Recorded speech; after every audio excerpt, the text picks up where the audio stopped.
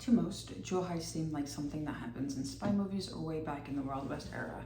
But for researching this case, I know that they still happened in the back of my mind, but not as often as they actually do.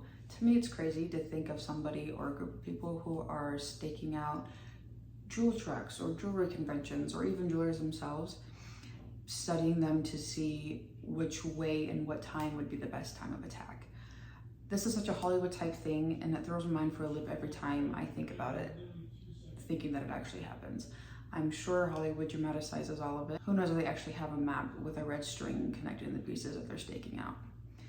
The case we're talking about today is a jewel heist that happened in July of 2022, this year, but it also involves a hefty legal battle and alleged insurance fraud. In the early morning of July 10th, 2022, two security guards from Brinks Security were driving what was said to be a tractor trailer filled with millions of dollars worth of diamonds, jewelry, luxury watches, and bracelets such as Cartier and Rolex and rubies. They were transporting the items from the International Gem and Jewelry Show in San Mateo, California, which is about 20 minutes south of San Francisco, to a storage yard belonging to Brinks in Los Angeles. In compliance with the California Department of Transportation, there was one armed guard driving while another guard was asleep in the designated area in the truck. About 1 hour north of their destination, the guard driving got off the highway and pulled into a Flying J, leaving his partner asleep in the truck.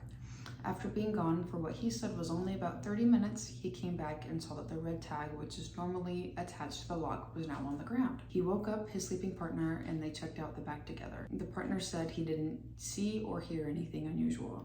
After taking stock of the truck, the pair came to the conclusion that there was about 22 bags stolen. Sergeant Michael Molesky of the Los Angeles County Sheriff's Department told the LA Times that he believed, quote, many skilled thieves got through the truck's lock mechanism and that it wouldn't be hard to do. Obviously, being one of the world's leading security companies, Brinks has had their fair share of run-ins with these ballsy criminals. In 1981, a Brinks truck in Nanuet, New York, was robbed by multiple armed suspects. The robbery resulted in 3 unalivings and 3 people being critically injured. The robbers stole about $1.6 million in cash, which is equivalent to about $4.8 million now. Another robbery, widely known as the Great Brinks Robbery, happened on January 17th, 1950 in Boston. This would be the world's largest bank robbery up until 1984. An 11-member gang stole $2.775 million, which is about $31.3 million in 2022. Before the robbery, the gang practiced for 2 years, including copying keys and getting uniforms that looked just like the Brinks uniforms, and even doing test runs in the same building that they were going to rob after hours. As of today, in October 2022, the 13 jewelers whom the pieces belong to are obviously suing Brinks because of the sleeping guard while the other driver was gone for 30 minutes. The lawsuit alleges that the truck was parked in the back of the parking lot in a poorly lit area with the back, so the important doors were facing away from the driver inside and out of the viewpoint of any of the cameras. A big point of confusion in this case is exactly how much money was lost in the robbery. Before leaving the jewels with any company, jewelers have to sign manifests claiming how much money they actually have in product on the truck. Altogether, the jewelers only declared $8.7 million for this transport. Now, the jewelers are claiming that there was upwards of $100 million lost in the robbery, which is obviously significantly more than what they had claimed and signed off on. Apparently, this is a common practice in the jeweler community, obviously, just like taxes, I would think. Claiming less product saves you money on insurance, but if their jewelers are making a lot of money, I don't know why they're worried about that, but that's whatever.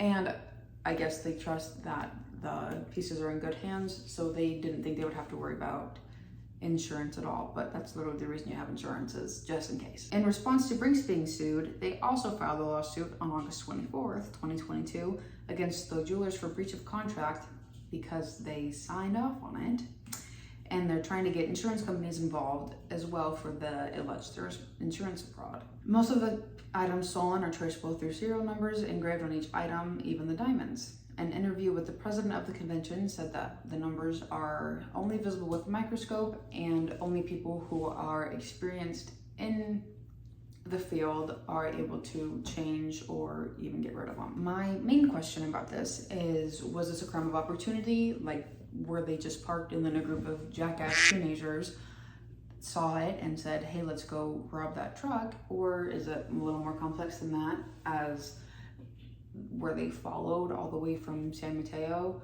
by a like large scale jewel heist group? Or were the drivers in on it? Because I feel like it's kind of common sense. I know common sense isn't too common nowadays, but I feel like it's kind of common sense, like no matter who you are or what you're pulling in the back, if you're pulling anything, even if you're just whatever, even if you're just on a road trip, if you're gonna be gone for 20 minutes and there's somebody sleeping, say, hey, I'm gonna be gone. Either ask, A, do you want anything? B, do you have to go to the bathroom? Or just wake them up so they're not asleep late at night. I feel like even my boyfriend would do that for me, or even my dad or my mom. But especially if, hypothetically, if we were pulling millions of dollars worth of jewels in the back, hell yeah, they wouldn't tell me wake up. Are you kidding? So my question is, who's getting fired? Why? I mean, I don't know. Why was he gone for 30 minutes? I get, maybe he had to go to the bathroom really bad or something. Or one of the articles said that there was a restaurant in there, so he was eating. But use your brain, dude. Come on. So I know this one was short, but let me know what you guys think down below. If you think it was a crime of opportunity, some jackass teenagers, even though if it was, I don't want to say good job, but impressive if it was, if they were able to pull off something like that. If they were able to pull off something like this, but like, go to school. It's gonna get you a lot further than this, unless you're like selling all of it, but the tracking numbers, you kind of can't at least sell it for a lot of money, because I'm sure that's why they're there. Yeah, so let me know if you think it was just a group of idiot teenagers or idiot people in general, or if you think it was more complex than that, if it was one of those people from the movies that are taking red string and stringing it all the way over there, and have just watched trucks do this route before, followed them all the way from San Mateo, maybe had the drivers involved somehow, because like I said, use your brain. Like, unless you're first day on the job or something, but if it's your first day on the job, I feel like you'd be a little more nervous than that. Maybe this is somebody that's too comfortable with their job, because we all know there's some people that are too comfortable having their job and think that they can do whatever they want, but we won't go into that today. So yeah, let me know. I will see you guys next time. Goodbye.